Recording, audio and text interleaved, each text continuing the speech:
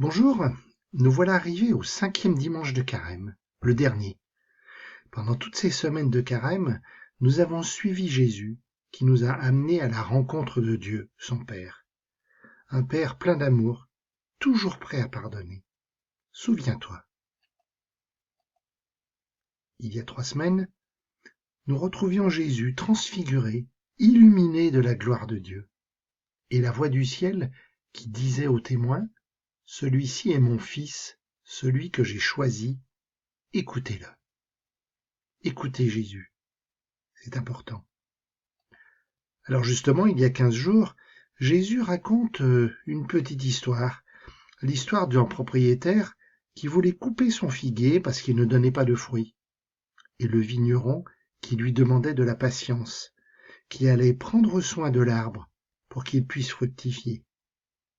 Et enfin, la semaine dernière, cette belle histoire du père aux 2 fils, ce père qui accueillait à bras ouverts son fils revenu.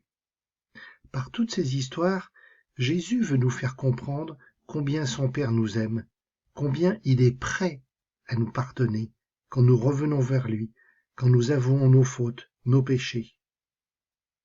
Et Jésus lui-même alors? Eh bien, c'est ce qu'on va découvrir aujourd'hui. Alors pour une fois, nous quittons la lecture de l'évangile de Luc, que nous avons commencé depuis l'Avent l'année dernière. Nous allons entendre ce dimanche un passage de l'évangile de Jean. Tu pourras retrouver ce passage dans ton livre par le Seigneur. Écoute. En ce temps-là, Jésus s'en alla au mont des Oliviers. Dès l'aurore, il retourna au temple. Comme tout le peuple venait à lui, il s'assit et se mit à enseigner. Les scribes et les pharisiens lui amènent une femme qu'on avait surprise en situation d'adultère. Ils la mettent au milieu et disent à Jésus, « Maître, cette femme a été surprise en flagrant délit d'adultère. Or dans la loi, Moïse nous a ordonné de lapider ces femmes-là. Et toi, que dis-tu » Il parlait ainsi pour le mettre à l'épreuve, afin de pouvoir l'accuser. Mais Jésus s'était baissé, et du doigt, il écrivait sur la terre. Alors il y a une situation qui est bien compliquée, des mots peut-être un petit peu difficiles. Alors on va reprendre. Comme souvent, Jésus accueille les gens qui viennent le voir. Il les enseigne. Mais cette fois-ci, il est interrompu par les scribes et les pharisiens, c'est-à-dire ses adversaires, ceux qui se positionnent comme étant les grands spécialistes, qui connaissent tout de la Bible, de la loi. Et c'est clairement dit, le projet de ces gens, c'est de piéger Jésus. Tout ce qui les intéresse, c'est de prendre Jésus en faute pour pouvoir le faire condamner. Alors quel est le problème ? Eh bien le problème, c'est qu'ils ont amené une femme qui est en situation d'adultère. L'adultère, c'est quand on a des relations avec un homme qui n'est pas son mari, ou une femme qui n'est pas son épouse. À l'époque de Jésus, c'était très grave. Les gens étaient condamnés à mort par lapidation. La lapidation, on jetait des pierres sur la personne jusqu'à ce qu'elle en meure. C'est horrible, non ? Mais c'était comme ça à cette époque. Alors donc les scribes et les pharisiens rappellent à Jésus la loi de Moïse. Mais si on entend bien, ce n'est pas là leur propos. Ils rappellent la loi, certes, mais ils la rappellent en la faussant. Ils disent « Moïse a ordonné de lapider ces femmes-là ». Mais en fait, la loi, c'est pas ce qu'elles disent. La loi, elle dit que la femme et l'homme sont tous les deux condamnés. Il y a 2 fautifs. Or là, l'homme, il n'en est pas question. Alors gros piège pour Jésus. Parce que s'il dit qu'il est d'accord avec la loi, il condamne cette femme, elle va mourir, lapidée. Mais alors, où est le message d'amour ? Où est le message de pardon ?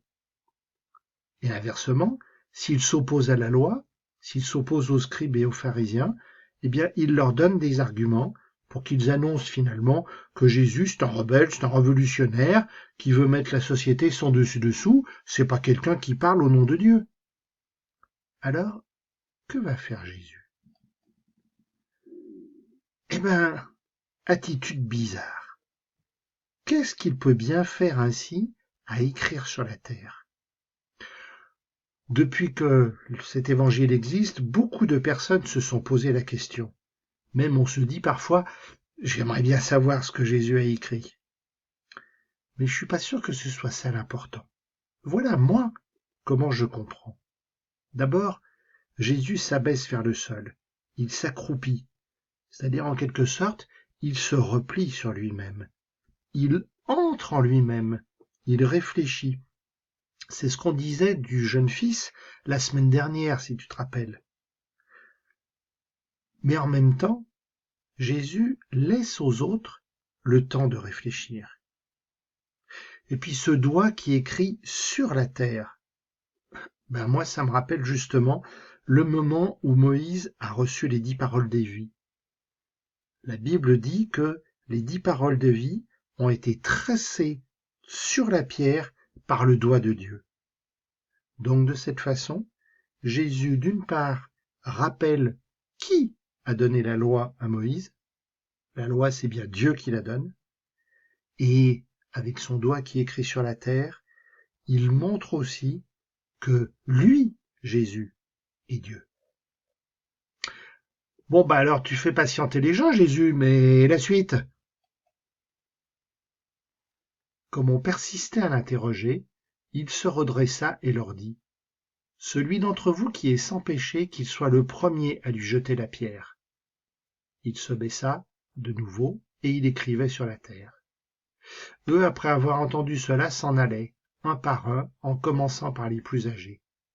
Jésus resta seul avec la femme, toujours là au milieu. Il se redressa et lui demanda: Femme, où sont-ils donc?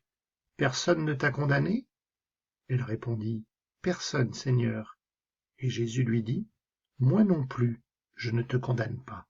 Va, et désormais ne pêche plus. Ouais, alors il est bien gentil, Jésus, est resté accroupi à écrire dans le sable, mais on attend sa réponse. Oh Jésus, t'es toujours connecté là? Et Jésus se redresse. C'est-à-dire que déjà, il se remet à la hauteur de ses interlocuteurs. Et la parole jaillit.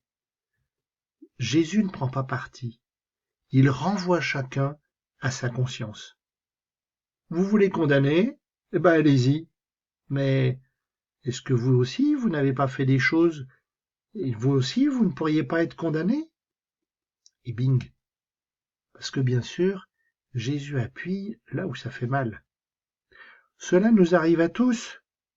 On voit les mauvaises choses que font les autres, les copains, les collègues. On critique, on condamne. Et puis, on oublie que nous aussi, il nous arrive de faire des choses qui sont pas très belles. Alors bien sûr, les gens qui sont dans leur conscience se rendent compte que ça ne va pas, et les gens s'en vont. Alors l'histoire est finie? Eh ben non, pas tout à fait. Parce que la femme, elle, est restée en place. Mais pourquoi? Eh ben moi je me dis que peut-être parce que elle aussi, elle se condamne elle-même. Et ça aussi, c'est quelque chose qui nous arrive. Quand on a fait quelque chose de pas joli, on croit qu'on ne peut pas être pardonné. Et finalement, on s'enferme dans ce qu'on a fait de mal. On ne demande pas pardon. Et Jésus libère. Par son attitude, par ses paroles, il dit à la femme, mais il nous dit à nous aussi, va, tu as mal fait, tu as péché. Ben oui, mais Dieu t'attend. Dieu est toujours là avec amour. Dieu te pardonne. Sois lavé, sois libéré de ton péché. C'est ça que nous devons entendre de Jésus. Jésus, il m'arrive de pécher, et mon péché souvent me couvre de honte, de colère, de désespoir. Je ne crois pas que je peux être pardonné, et je n'arrive plus à m'en sortir. Alors Jésus, viens à ma rencontre, donne-moi de croiser ton regard, révèle-moi ton amour, donne-moi de croire toujours à l'amour infini et au pardon de ton Père. Amen.